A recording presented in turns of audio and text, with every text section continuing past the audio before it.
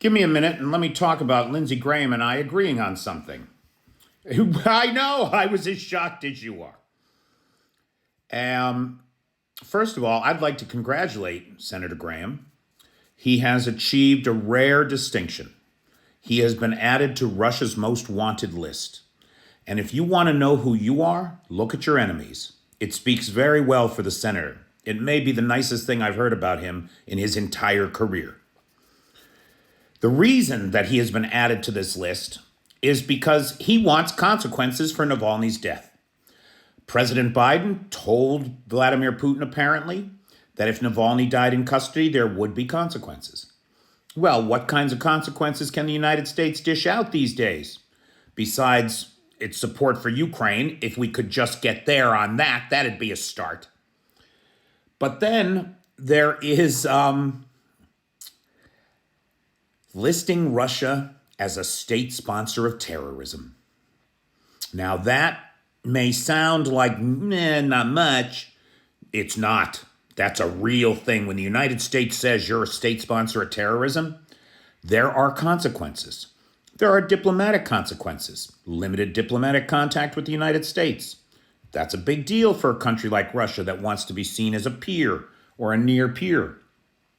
Sanctions and restrictions on all transactions. No United States citizen or institution will be able to legally do business or transfer money to banks in Russia. Nobody. And then there's secondary sanctions.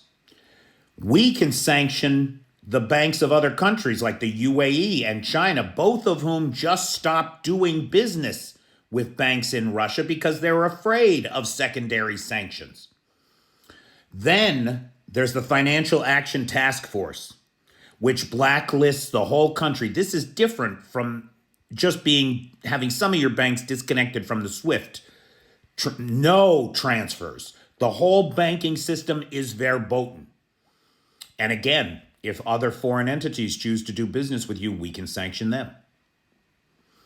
Nobody wants to be sanctioned. Nobody making money in the world wants to be sanctioned by the world's largest economy. It's just that simple. And then finally, let's not forget judicial, executive, and legislative sovereignty and immunity. Well, I guess what that is to say is that we can bring to justice the officials from these other countries in our own courts. So I applaud Senator Graham on finally doing one right thing in his whole fucking career. But he is doing the right thing. And he's been rewarded for it. Welcome to Russia's most wanted list, Senator. Congratulations.